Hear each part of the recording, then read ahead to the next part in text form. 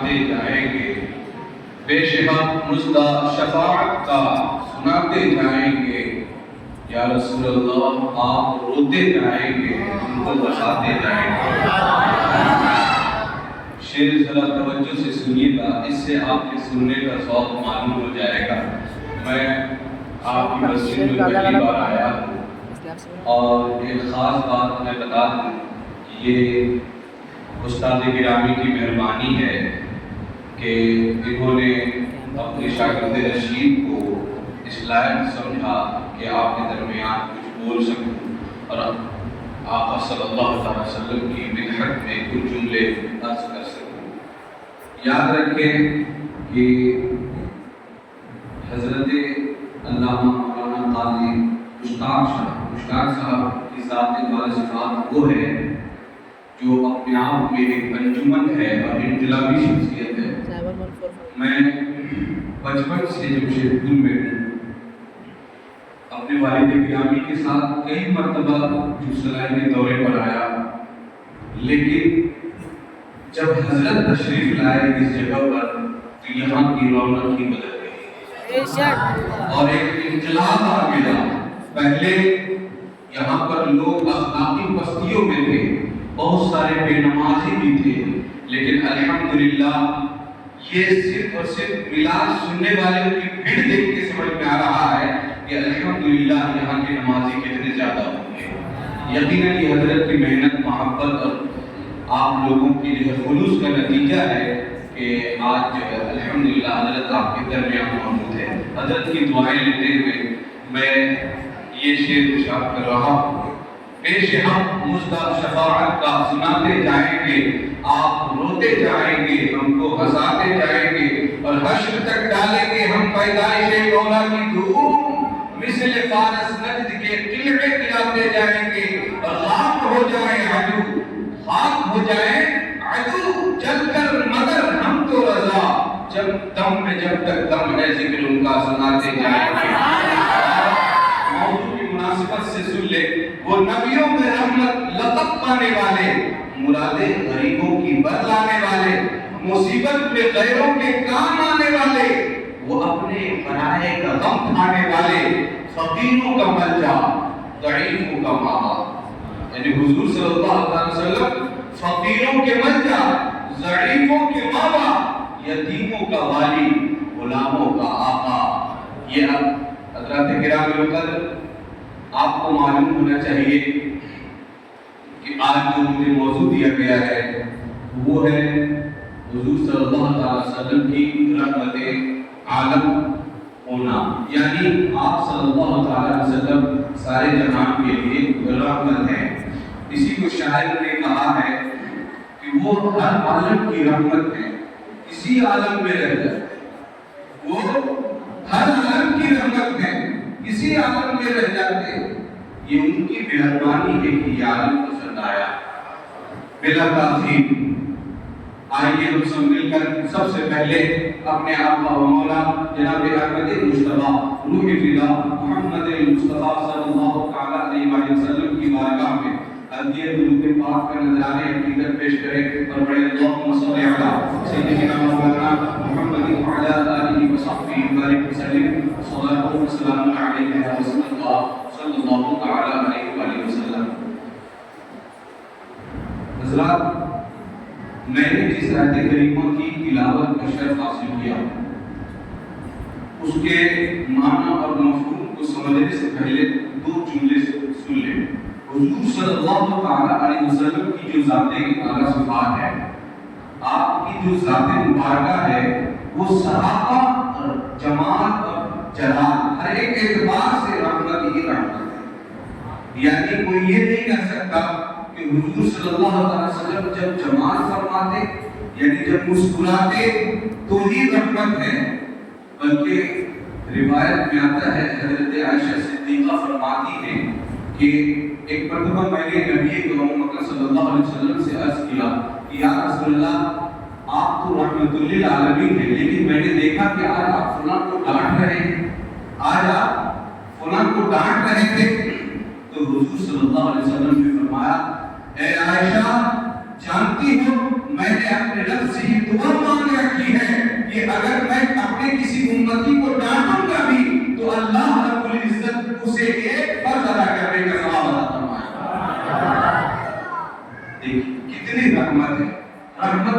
رحمت ہے، یعنی حضور صلی اللہ علیہ وسلم سراپا رحمت ہے، جمال کے اعتبار سے بھی، جلال کے اعتبار سے بھی.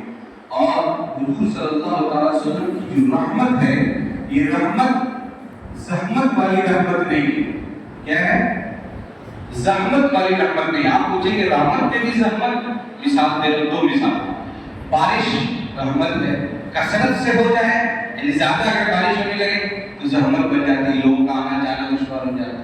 دولت یہ بھی رحمت ہے، لیکن جب زیادہ ہو جائے حد سے تو پھر وہ زحمت بن جاتا ہے. بلا تمثیل سمجھے میرے نبی دونوں مکہ صلی اللہ علیہ وسلم کو اللہ جل وعلا نے وہ رحمت بنا کر کے بھیجا جو صرف اور صرف رحمت ہے، جس کے اندر زحمت کی گنجائش ہی نہیں. معلوم یہ ہوا کہ نبی کریم صلی اللہ علیہ وسلم کو جیسا اپنے رب نے چاہا ویسے ہی رحمت کاملہ بنا کر کے دنیا میں مبعوث فرمایا. بخاری شریف میں فرمایا اللہ عز و جل حدیث قدسی کے اندر میں کہ اے محبوب صلی اللہ علیہ وسلم ان رحمتی لسبقت علی غضبی، کہ میری رحمت وہ ہے جو میری غضب پر بھی سبقت لے گئی. شارحین حدیث فرماتے ہیں کہ یہاں پر بھی رحمت سے مراد وہ ہے جو اللہ تبارک و تعالیٰ کی غضب پر جو رحمت سبقت لے جاتی ہے.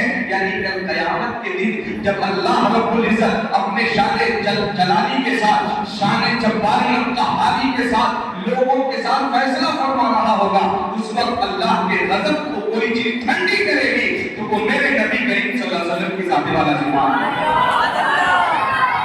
بخاری شریف پہ یہ بات درج ہے. اور سنیں ایک آیت اور سماعت فرما لیں. اللہ کے نبی صلی اللہ علیہ وسلم پر ایک آیت تھی، 10ویں پارے کے اندر میں یہ آیت موجود ہے.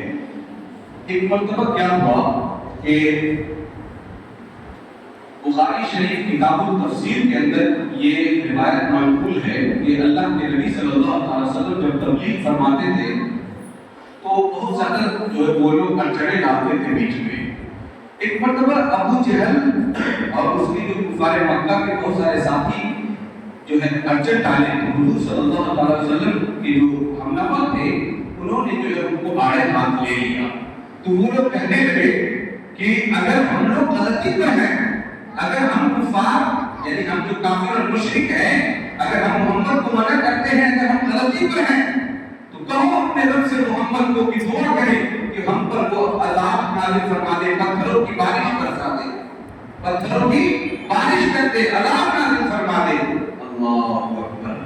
جب یہ خبر حضور صلی اللہ علیہ وسلم کے پاس پہنچی تو حضور صلی اللہ علیہ وسلم نے سر جھکایا اور ادھر اللہ رب العزت نے جبریل کو سدرہ سے بھیجا اور کہا کہ یہ آیت سناؤ میرے محبوب کو پڑھ کے کہ وَمَا كَانَ اللَّهُ لِيُعَذِّبَهُمْ وَأَنْتَ فِيهِمْ. کہ اے محبوب یہ لوگ عذاب طلب کر رہے ہیں اس بات پہ کہ آپ کو ستاتے ہیں، ان سے کہہ دیجئے کہ محبوب جب تک آپ ان میں موجود ہیں میں ان کے اوپر کسی طرح کا عذاب نہیں دوں گا. یہی وجہ ہے کہ پہلے زمانے میں پہلے نبیوں کی امتی میں کیا ہوتا تھا؟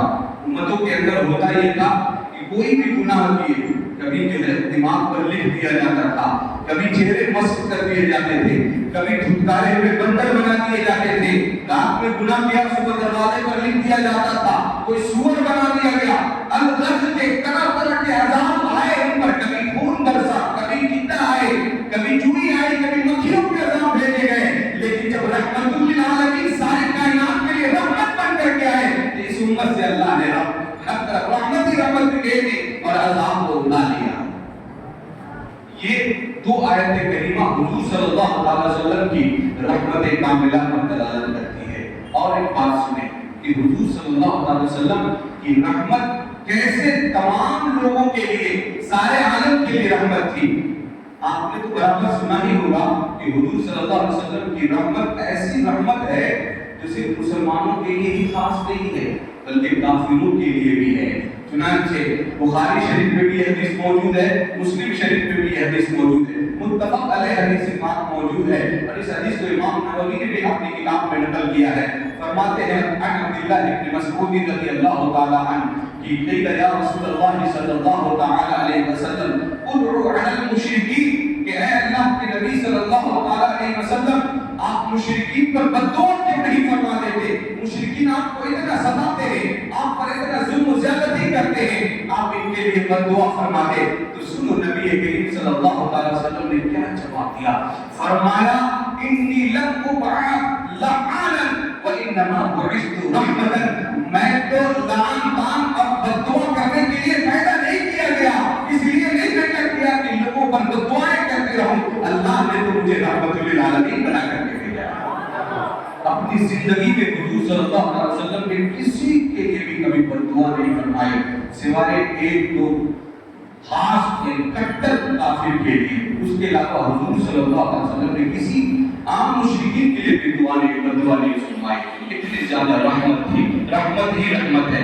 اور ایک واقعہ اسی کو بخاری شریف سے دلیل دینے لگا ہوں کہ حضور صلی اللہ علیہ وسلم کیسے رحمت للعالمین ہے. درود پاک پڑھے اللہم صلی علی سیدنا مولانا محمد وعلی آلہ وصحبہ وسلم صلاۃ و سلام علیہ یا رسول اللہ صلی اللہ علیہ وسلم. بہت ہی مشہور واقعہ ہے، آپ نے سنا ہوگا. حضور صلی اللہ علیہ وسلم جب مکے میں بعثت فرمایا یعنی اعلان نبوت فرمایا 40 سال کے بعد. یاد رکھیں حضور صلی اللہ علیہ وسلم کے بعد جو نبوت ہے وہ پہلے ہی سے ہے. کسی بھی نبی کو نبوت 40 سال کے بعد نہیں ملتی ہے. یہی ہمارے سنت والجماعت کا عقیدہ ہے. اعلان نبوت بعد میں ہوتا ہے. اسی طرح سے حضور صلی اللہ علیہ وسلم نے بھی 40 سال کے بعد جب اعلان نبوت فرمایا تو تبلیغ اور ارشاد کے لیے، اسلام پھیلانے کے لیے مکہ کی وادی سے نکل کر باہر طائف کی وادی میں بھی تشریف لے گئے. اللہ اکبر. جب حضور صلی اللہ علیہ وسلم طائف کی وادی میں تشریف لے گئے، اختصار کے ساتھ سنیں، حضور صلی اللہ علیہ وسلم جیسے ہی وادی میں گئے طائف کی تو طائف والوں نے آپ کے ساتھ بہت برا سلوک کیا. وہاں کے مباش لڑکوں کو، آوارہ لڑکوں کو آپ کے پیچھے چھوڑ دیا. وہ آپ پر پتھر مارتے تھے اور آپ کو معاذ اللہ مجنون اور ساحر کر کے چڑھاتے تھے. آپ کو وہاں کے لوگوں نے ٹھہرنے نہیں دیا طائف کی وادی میں، حتیٰ کہ حضور صلی اللہ علیہ وسلم کے جسم اطہر سے خون ٹپکنے لگا. آپ لہو لہان ہو گئے. وہ ناظرین جسم سے خون جب ٹپک رہا تھا حضور صلی اللہ علیہ وسلم الٹے پاؤں وہاں سے پلٹتے ہیں اور آنے کے بعد طائف کی وادی سے نکل کر ایک باغ میں پناہ لیتے ہیں. بخاری شریف کے اندر لکھا ہے کہ حضرت عبداللہ فرماتے ہیں کہ میں نے دیکھا میرے سامنے وہ منظر موجود ہے کأننی انظر الی النبی صلی اللہ تعالی علیہ وسلم والدم یجری الی النبی صلی اللہ تعالی علیہ وسلم، اور خون کے قطرے حضور صلی اللہ علیہ وسلم کے جسم اطہر سے ٹپک ٹپک کر زمین پر جا رہے ہیں. اللہ اکبر. میرے بزرگوں دوستو، آپ آبی فرماتے ہیں کہ میں دیکھ رہا ہوں کہ حضور صلی اللہ تعالی علیہ وسلم ایک طرف اپنے خون کو صاف کر رہے ہیں اور دوسری طرف کیا دیکھتا ہوں کہ حضور کے اوپر ایک بادل سایہ فکن ہو جاتا ہے. ابھی سایہ فکن ہونا تھا کہ حضور نے اپنا چہرے پر دعا اٹھایا تو کیا دیکھتے ہیں کہ حضرت جبریل امین وہاں پر عرض گزار ہے کہ یا رسول اللہ صلی اللہ تعالی علیہ وآلہ وسلم، ہم سب آپ کے حکم کے منتظر ہیں. یہ دیکھیں یہ پہاڑ کا فرشتہ موجود ہے، یہ ہواؤں کو چلانے والا فرشتہ موجود ہے. صرف آپ حکم فرمائیں، ابھی یہ اخشبین پہاڑ جو دونوں ہیں ہم دونوں کو ملا دیں گے اور طائف وادی ختم ہو جائے گی. ابھی آپ حکم فرما دیں تو ابھی فوراً پوری طائف کی زمین کو ہی ہم پلٹ دیں گے. لیکن سنو، رحمت عالم جانے رحمت للعالمین نے کیا ارشاد فرمایا؟ اے جبریل رہنے دو، میں ان کے لیے بددعا نہیں کرتا، ان کے لیے میں شر نہیں چاہتا، بلکہ میں دیکھ رہا ہوں کہ یہ قوم وہ ہے جو مجھے آج نہیں جان رہی ہے. اللہم اغفر لقومی فإنہم لا یعلمون. اے اللہ میری قوم پر رحم فرما، یہ قوم میری عظمت کو اور شان کو نہیں جانتی ہے. چنانچہ حضور صلی اللہ علیہ وسلم نے حضرت جبریل امین سے فرمایا کہ جبریل چلے جاؤ تم، میں وہ دیکھ رہا ہوں جو تم نہیں دیکھ رہے ہو. اور بخاری شریف کے الفاظ یہ ہے کہ اللہ کے نبی صلی اللہ علیہ وسلم نے ارشاد فرمایا جبریل میں ان کی صلبوں میں یعنی میں ان کی آنے والی نسلوں میں دیکھ رہا ہوں کہ یہ بت پرستی اور شرک کو چھوڑ دیں گے اور ایک واحد قہار کی خدائے واحد کی پرستش کرتے ہوئے صرف اور صرف اسی کی عبادت کرتے ہوئے نظر آئیں گے. اور پھر ہوا کیا؟ حضور صلی اللہ علیہ وسلم کی یہ دعائے خیر ان کے حق میں قبول ہوئی اور ساری کی ساری طائف کی باتیں آج پورے مسلمان ہوتی ہوئی نظر آئی. حضور صلی اللہ علیہ وسلم کے چہرے انور سے خون लहुलहान है, लेकिन वाह रहमत आलम सल्लल्लाहु अलैहि वसल्लम आपने उनके लिए बद्दुआ नहीं फरमाई, हजरत जिब्रील को इजाजत नहीं दी, फरिश्ते जो आए थे पहाड़ों को मिलाने के लिए आपने उन्हें भी फरमाया कि मैं इन पर अजाब नाजिल करवाने के लिए नहीं आया, मैं तो इनके लिए रहमतुल लिल आलमीन बनकर के आया। ये हो गया हुजूर सल्लल्लाहु अलैहि वसल्लम ने अपनी हयात तय्यबा में खुद इसको उस्तूरा यानी नमूने अमल बनाकर बताया भी है लोगों के साथ। आपने वो वाक़या भी सुना होगा कि हुजूर रहमत आलम सल्लल्लाहु अलैहि वसल्लम जब मदीना तशरीफ लाए तो शुरुआत इस्लाम में, इब्तिदाए इस्लाम में बहुत सारी जगहों से काफिले आया करते थे। चुनांचे हबशा की जानिब से भी एक काफिला आया। कहां से? हबशा की जानिब से। और वो काफिले पे काफी लोग थे, तो हुजूर सल्लल्लाहु अलैहि वसल्लम ने काफिले के मेहमानों को अंसार और मुहाजिरीन सहाबा के दरमियान डिवाइड कर दिया। कहा कि मिक़दाद तुम फलां को ले जाओ, तलहा तुम फलां को ले जाओ, उबैदुल्लाह तुम फलां को ले जाओ।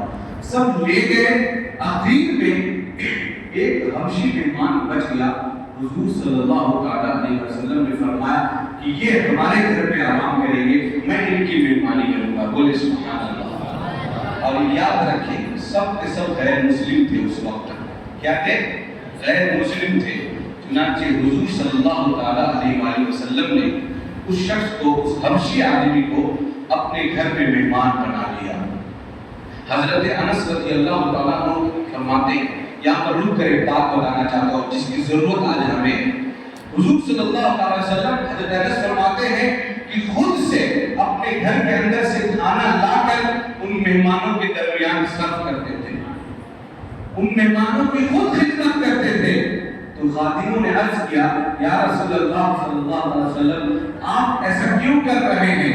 तो हुजूर सल्लल्लाहु अलैहि वसल्लम ने फरमाया कि उस वक्त जब हमारे लोग हिजरत करके मक्का से हबशा गए थे तो याद करो इन्होंने कैसी मेहमान नवाजी की थी। आज हमें मौका मिला है तो क्या मोहम्मद भी इनकी मेहमान नवाजी नहीं करेंगे? चुनांचे हुजूर सल्लल्लाहु अलैहि वसल्लम ने उसको मेहमान बनाया, खाना लाकर के दिए रात में, तो उसने खाना खा लिया। थोड़ी देर के बाद उसने कहा कि मुझे और खाना चाहिए, उसने वो भी खाना खाया। हत्ता कि वो कई बार खाना मांगा, उसने और खा लिया। रिवायत में आता है कि पूरे अहले बैत का खाना उसने खा लिया और रात में जो है उसका पेट हो गया खराब। रात में उसके पेट के अंदर इत्मिलान पैदा हो गया और उस इत्मिलान और बेचैनी के आलम में बौलो बड़ा बिस्तर पर ही निकल गया। अल्लाहु अकबर।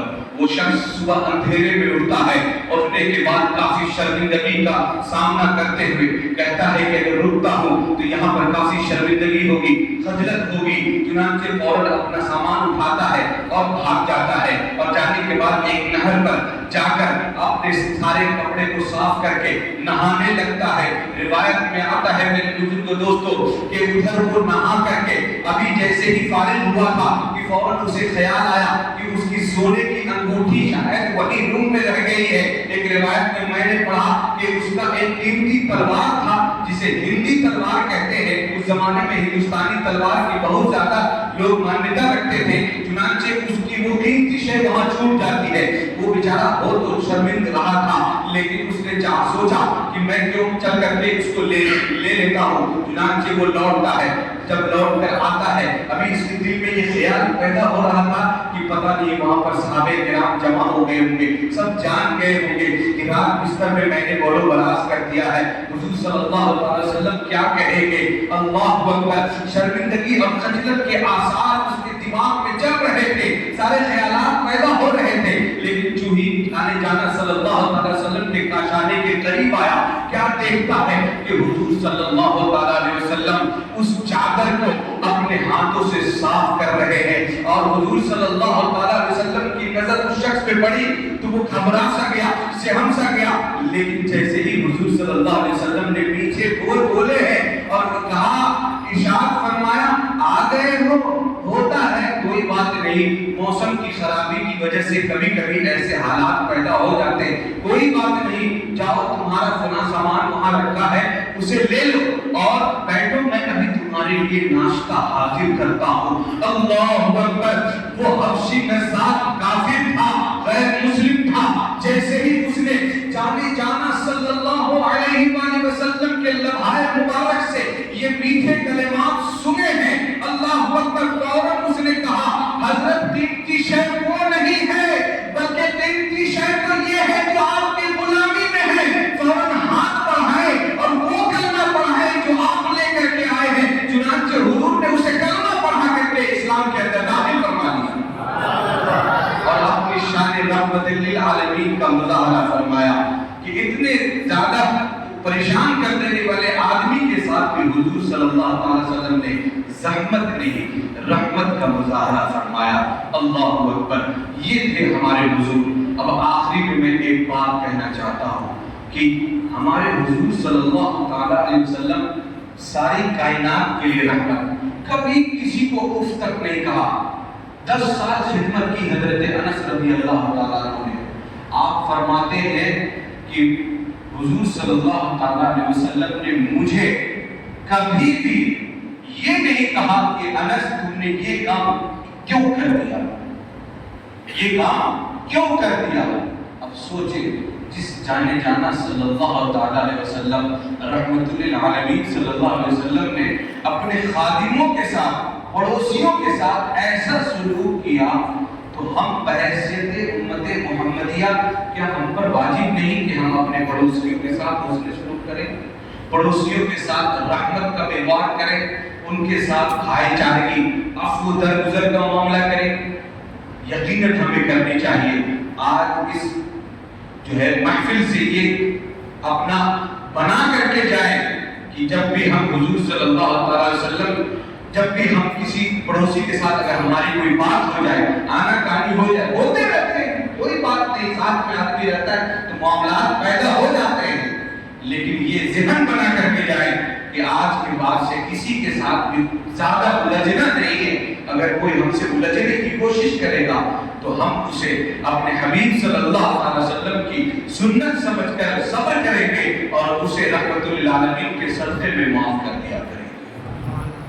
یہ بہت ضرورت ہے اس وقت۔ آج ہمارے بھائی بھائی میں نہیں بن رہا ہے، ہمارے رشتہ داروں میں آپس میں نہیں بن رہا ہے، کسی کے اوپر رحم کرنا ہی نہیں چاہتے۔ حالانکہ ہم تو رحمت للعالمین نبی کے امتی ہیں جنہوں نے کافروں کے بارے میں بھی بد دعا نہیں فرمائی، لیکن ہم تھوڑا سا معاملہ اگر بگڑ جاتا ہے تو لان تان تو کرتے ہی کرتے ہیں، ساتھ میں مارنے پر آ جاتے ہیں۔ حضرت میں کیا بتاؤں، آج قوم مسلم کی حالت اتنی زیادہ نیچے چلی گئی ہے کہ تھوڑا سا جھگڑا اگر ہو جائے، لڑائی ہو جائے تو فوراً بات مرڈر پر آ جاتی ہے۔ اتنا خراب دور آ گیا، پتہ نہیں ادھر دوسرائے کا کیا ماحول ہے، لیکن آزاد نگر ادھر غوث نگر کے علاقے میں اتنی زیادہ جہالت ہے کہ بھائی بھائی کو مار دے رہے، رشتہ دار اپنے رشتہ دار چچا کو مار دے رہا ہے۔ یہ کیا ہے؟ یہ نہیں ہے۔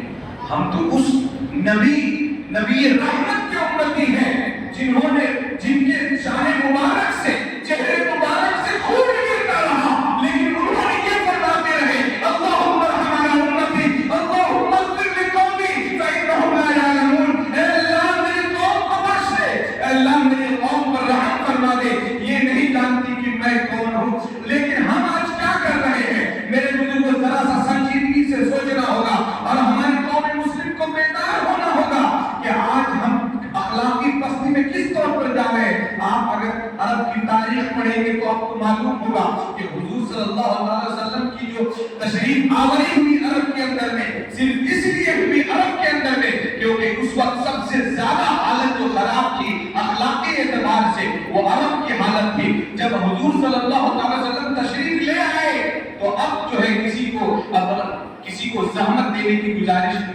نہیں ہونی چاہیے، کسی کو اب کسی بھی امتی کو کسی کو اوپر ظلم کرنے کی جو ہے سوچنی بھی نہیں چاہیے۔ لیکن ہم اپنے نبی صلی اللہ علیہ وسلم کے راستے سے ہٹ گئے ہیں، ہم اپنے نبی کریم صلی اللہ علیہ وسلم کی اسوہ سے اسوہ حسنہ کو چھوڑ دیے ہیں تو نتیجہ یہ ہو رہا ہے کہ آج ہم صرف ہندوستان کے اندر نہیں ستائے جا رہے، ظلم و تشدد کا نشانہ نہیں بنائے جا رہے ہیں، بلکہ پوری دنیا میں ہماری یہ حالت ہو گئی ہے کہ ہم ایک مردار کی طرح ہو گئے ہیں کہ جس جس پر جو کتا چاہتا ہے ہمیں نوٹ کر کھا جاتا ہے. اور اس کو حدیث پاک میں بھی اللہ کے نبی صلی اللہ علیہ وسلم نے فرمایا کہ لوگوں ایک دور تم پر وہ آئے گا، ایک دور تم پر وہ آئے گا کہ تمہارے اندر دنیا کی محبت داخل ہو جائے گی، دین سے دوری ہو جائے گی، اللہ اور رسول صلی اللہ علیہ وسلم کی ٹریک کو چھوڑ دو گے، طریقے کو چھوڑ دو گے، تو نتیجہ یہ بنے گا پوری دنیا تم پر حملہ آور ہوگی. صحابہ کرام نے عرض کیا یا رسول اللہ صلی اللہ علیہ وسلم کیا ہم اس وقت تعداد میں تھوڑے ہوں گے؟ لیکن سرکار دو عالم صلی اللہ علیہ وسلم نے فرمایا نہیں، تم اس وقت تعداد میں بہت زیادہ ہوں گے، لیکن حالت یہ ہوگی کہ تمہارے اندر وہن داخل ہو جائے گا. صحابہ کرام نے عرض کیا یا رسول اللہ صلی اللہ علیہ وسلم یہ وہن کیا ہے؟ تو نبی پاک مکہ صلی اللہ علیہ وسلم نے فرمایا حب الدنیا و کراہیت الموت، کہ تمہارے اندر دنیا کی محبت داخل ہو جائے گی، یعنی دین سے کوئی مطلب نہیں رہ جائے گا، اور موت تم لوگوں کو ناپسند ہونے لگ جائے گی. موت کے نام سے جب گھبرانے لگو گے تو نتیجہ یہ ہوگا کہ پوری دنیا مل کر تم پر حملہ آور ہو جائے گی، اور ایک مردہ جانور کو جس طرح کتے نوچ کر کے کھاتے ہیں اور تمہاری حالت اس مردار کی طرح ہو جائے گی. حضور نے بہت سب پہلے فرمایا 1499 ہم لوگ اس بار منانے جا رہے ہیں حضور صلی اللہ علیہ وسلم کی آمد. اتنے سال پہلے حضور صلی اللہ علیہ وسلم نے فرمایا، ذرا سوچنے سے سنجیدگی سے کہ ہم رحمت عالم صلی اللہ علیہ وسلم کے واقعی امتی ہیں. کیا ہم نے اپنے بھائیوں کے ساتھ رحم کیا؟ کیا ہم نے اپنے دوسرے رشتہ داروں کے ساتھ، پڑوسیوں کے ساتھ، محلے والوں کے ساتھ، غیر مسلم بھائیوں کے ساتھ، کسی کے ساتھ بھی ہم نے رحم کیا؟ نہیں کیا. ہمارے اندر برداشت نہیں ہے، غصہ زیادہ ہے، تربیت نہیں ہے، دین کا فقدان ہے، علماء سے محبت نہیں، جوڑنے کی کوشش نہیں کرتے ہیں منبر و محراب سے. اگر دیکھ بھی لیے عالم کو تو نظریں چرا کے بھاگتے کہ کہیں یہ نہ بولے کہ آدم مان پڑنا. یہ حالت ہوگی. اب بدلنا ہوگا. اب آخری بات میں کر کے آپ کے سامنے سے گزر جانا چاہتا ہوں کہ ہمارے نبی صلی اللہ علیہ وسلم تو وہ ہیں جو اپنے رشتہ داروں کے ساتھ، غیر مسلموں کے ساتھ تو کیے ہی کیے، لیکن اس کے ساتھ بھی کیے جس کا دماغی توازن خراب تھا. چنانچہ روایت میں آتا ہے کہ اللہ کے نبی صلی اللہ علیہ وسلم ایک مرتبہ مجلس میں موجود تھے، مشورہ کی میٹنگ ہو رہی تھی اور وہاں پر بہت سارے صحابہ کرام موجود تھے. اتنے میں ایک عورت آتی ہے، آنے کے بعد دروازے پر کھڑی ہو جاتی ہے. حضور صلی اللہ علیہ وسلم اس کی طرف توجہ فرماتے ہیں. وہ کہتی ہے کہ مجھے کچھ بات کرنی ہے. تو حضور صلی اللہ علیہ وسلم فرماتے ہیں کہو کیا بات ہے؟ وہ کہتی ہے حضور یہاں مجمع میں نہیں کرنا چاہتی، مجھے تنہائی میں لے چلے، وہاں میں آپ سے کچھ کہنا چاہتی ہے. حضور صلی اللہ علیہ وسلم نے ارشاد فرمایا ٹھیک ہے چلو. حضور صلی اللہ علیہ وسلم اس کے پیچھے پیچھے چلنے لگے. اور میرے بزرگوں دوستوں، حضور صلی اللہ علیہ وسلم کو وہ عورت ایک چکر میدان میں ریتیلی زمین پر لے جاتی ہے اور ایک سخت گرمی اور تپش کا عالم یہ ہے کہ خوب زیادہ پتھروں میں ایسے سوراخ نظر آ رہے تھے جیسے لگ رہا تھا کہ انگارے جل رہے ہیں.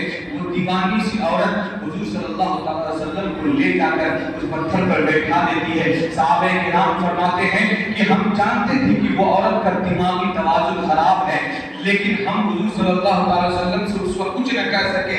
ہم نے سوچا کہ حضور صلی اللہ علیہ وسلم کو یہ عورت لے گئی ہے، مشقت اور مصیبت میں ڈال دیا ہے. روایت میں آتا ہے کہ ایک پہر گزر گیا، دوسرا پہر گزر گیا، تیسرا پہر جب گزرنے والا تھا تو اس نے اپنی بات کو ختم کی. جب وہ کہہ کر مکمل طور پر اس کی بات ختم ہو گئی تو حضور صلی اللہ علیہ وسلم نے فرمایا ٹھیک ہے تمہارا کام ہو جائے گا. اللہ اکبر. ذرا سا توجہ کرنا، جب حضور صلی اللہ علیہ وسلم اس گرمی اور شدت کی تکلیف برداشت کرنے کے بعد وہ دکھیاری عورت کا جو دماغ سے معذور تھی اس کی بات کو بھی سن کر کے جب تشریف لائے تو صحابہ نے عرض کیا یا رسول اللہ صلی اللہ علیہ وسلم آپ جو ہے کیوں اس کے باتوں میں آ گئے؟ وہ تو پاگل سی عورت ہے، پورے مدینے میں اس کی کوئی نہیں سنتا ہے. تو حضور کا جواب سنو. حضور نے فرمایا کہ اے میرے صحابہ، پورے مدینے میں اس دیوانی کی کوئی نہیں سنتا ہے، کیا محمد رحمت للعالمین بھی اس کی نہ سنے؟ کیا محمد رحمت للعالمین بھی اس کی بات نہ سنے؟ اگر محمد رحمت للعالمین بھی اس کی بات نہ سنے گا مدینے میں تو بتاؤ پھر اس کی بات کون سنے گا؟ حضور صلی اللہ علیہ وسلم نے جانوروں کے ساتھ بھی کیا. وقت نہیں ہے ورنہ بتاتا میں کہ حضور صلی اللہ علیہ وسلم نے جانوروں کے ساتھ بھی کیسا سلوک کیا. یہ منبر دیکھ رہے ہیں کہ حضور صلی اللہ علیہ وسلم کے زمانے اقدس ہے. شروعاتی دور میں ابتدائی اسلام میں حضور صلی اللہ علیہ وسلم ایک جو ہے ٹہنی سے ایک لگا کر کے جو ہے خطبہ ارشاد فرماتے تھے. اس کا نام تھا اسطوہ حنانہ. روایت میں آتا ہے کہ صحابہ کرام فرماتے ہیں کہ ہم نے اس کے رونے کی آواز کو سنی ہے. جب مسجد نبوی کی توسیع ہوئی تو ہم لوگوں نے اس ٹہنی کو، شاخ کو، لکڑی کو ہم نے الگ کر دیا تھا، لیکن ہم نے دیکھا کہ ایک رونے کی آواز سنی، لیکن ہمیں سمجھ میں نہیں آ رہا تھا کہ رونے کی آواز کہاں سے آ رہی ہے. لیکن حضور صلی اللہ علیہ وسلم کو ہم نے دیکھا کہ وہ ارشاد فرما رہے ہیں روتی کیوں ہو، گھبراؤ مت، انشاءاللہ تمہیں پھر داخل کر لیا جائے گا. صحابہ کرام نے حضور سے عرض کیا یا رسول اللہ آج ہم نے بڑی عجیب چیز دیکھی کہ ایک رونے کی آواز آئی، پھر وہ رونا بند ہو گیا آپ کے کچھ ارشاد فرمانے کے بعد. وہ کیا تھا؟ تو حضور صلی اللہ علیہ وسلم نے ارشاد فرمایا وہ لکڑی تھی، وہ درخت کا وہ ٹکڑا تھا جسے اسطوہ حنانہ کہا جاتا ہے، جس سے میں ٹیک لگا کر خطبے دیا کرتا تھا. جب توسیع کے بعد جب وہ وہاں سے الگ ہو گئی منبر سے تو وہ رو رو کر فریاد کر رہی تھی کہ یا رسول اللہ صلی اللہ علیہ وسلم مجھے کیوں آپ کے جسم اکثر سے الگ کیا گیا؟ تو میں اسے تسلی دے کر کے چپ کرایا ہوں کہ ٹھیک ہے تمہیں اب دوبارہ ٹیک لگانے کا شرط دے دیا جائے گا. جب میں نے یہ کہا ہے تو اس کے اندر جو ہے رونے کی سکت ختم ہو گئی. یعنی حضور صلی اللہ علیہ وسلم نے جمادات نباتات کے ساتھ بھی جو ہے رحمت للعالمین کا مظاہرہ فرمایا. اگر میں اس کو اور کھول کے بیان کروں، آپ نے جو ہے اونٹنی والا واقعہ بھی سنا ہوگا کہ ایک اونٹنی جو تھی اس کو کسی نے جو ہے قید کر لیا، اور ایک وہ اونٹنی بھی تھی جس کا مالک اتبا یا شیبہ تھا، وہ بہت زیادہ ستایا کرتا تھا. وہ بھاگتے ہوئے پھر حضور صلی اللہ علیہ وسلم کی بارگاہ میں آ جاتی ہے، اور آنے کے بعد کچھ اپنی زبان میں عرض گزار ہوتی ہے. ذرا توجہ کرنا، اللہ تعالیٰ نے کیا کہا ہے؟ الحمدللہ رب العالمین، یعنی سارے جہان کا پالنہار. اور اپنے حبیب کے لیے کہا کہ رحمت للعالمین، سارے جہان کے لیے رحمت. اب ذرا سا توجہ کریں، رحمت سارے جہان کے لیے، تو اس کا مطلب ہے کہ حضور صلی اللہ علیہ وسلم کو ہر ایک جہان والوں کی زبان بھی آنی چاہیے. چنانچہ وہ اونٹ اپنی زبان حال سے آ کر حضور صلی اللہ علیہ وسلم سے عرض گزار ہوتا ہے کہ حضور میرا فلاں مالک ہے، مجھے بہت زیادہ ظلم و زیادتی کا نشانہ بناتا ہے، بہت زیادہ ستاتا ہے. لیکن میرے نبی کریم صلی اللہ علیہ وسلم نے جیسے ہی سنا ہے، آپ صلی اللہ علیہ وسلم نے فرمایا ٹھیک ہے کوئی بات نہیں. آپ نے اس کے مالک کو بلایا، اور بلانے کے بعد اس غیر مسلم مالک سے کہا کیا تم اس کو ستاتے ہو، اس کو تکلیف دیتے ہو، اس کو دانا پانی نہیں دیتے ہو؟ اس نے کہا نہیں. تو حضور صلی اللہ علیہ وسلم نے فرمایا یہ تو تمہاری شکایت لے کر کے آئی ہے اور اپنی زبان سے بیان کر رہی ہے. وہ غیر مسلم بھی جانتا تھا کہ گرچہ ایمان نہیں لاتا تھا لیکن جانتا تھا کہ یہ وہ نبی ہے جو ان جانوروں کی زبان بھی جانتے ہیں. اس نے کہا حضور یقیناً میں ایسا کرتا تھا، اب کیا بنا؟ حضور صلی اللہ علیہ وسلم نے اپنے صحابہ کو اشارہ فرمایا کہ اس اونٹنی کا پیسہ دے دو اور اسے خرید لو. چنانچہ حضرت عثمان غنی آگے بڑھتے ہیں، اس اونٹنی کو خرید کر کے اس اونٹنی کو حضور صلی اللہ علیہ وسلم کے قدموں میں پیش کر دیتے ہیں. اب دیکھیں حضور صلی اللہ علیہ وسلم کی رحمت للعالمین کا مظہر دیکھیں کہ حضور صلی اللہ علیہ وسلم جانوروں کے ساتھ بھی رحم فرماتے. آپ کے سینکڑوں احادیث ایسے ہیں، آپ صلی اللہ علیہ وسلم کی رحمت للعالمین دیکھیں، قربانی کے وقت دیکھیں حضور صلی اللہ علیہ وسلم نے فرمایا کہ جانور کے سامنے جو ہے خبردار، جانور کے سامنے جو ہے اپنی چھری کو تیز مت کرنا. فرمایا کہ جانور کے سامنے اپنی چھری کو تیز بھی مت کرنا.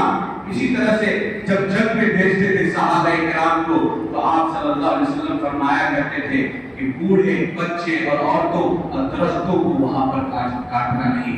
اللہ اکبر. اس طرح کے سینکڑوں آیات ہیں، احادیث ہیں، واقعات ہیں، روایات ہیں جو ہم سب کے آقا جناب محمد رسول اللہ صلی اللہ علیہ وسلم کی حیات طیبہ میں جو رحمت للعالمین کا پہلو ہے وہ درشاتا ہے اور اس کا اظہار ہوتا ہے. لیکن چونکہ وقت کم ہے اسی پر میں اکتفا کرتا ہوں اور آخری بات پیش کر کے آپ کے سامنے سے گزر جانا چاہتا ہوں کہ لوگوں آپ حضور صلی اللہ علیہ وسلم سے محبت کرتے رہنا، کیونکہ حضور صلی اللہ علیہ وسلم کی رحمت اتنی زیادہ کامل ہے کہ کہ اگر کوئی بدبخت سڑا ہوا کافر بھی ہو جس کے حق میں پوری کی پوری سورہ لہب میں اتر جائے، اگر وہ بھی حضور صلی اللہ علیہ وسلم کے نام پر اگر اپنی باندی کو آزاد کرتا ہے تو بخاری میں لکھا ہوا ہے کہ حضور صلی اللہ علیہ وسلم کو آزاد کرنے کے سب تو طفیل میں اللہ تبارک و تعالیٰ ہر پیر کے دن اس کے عذاب میں تخفیف فرما دیتا ہے۔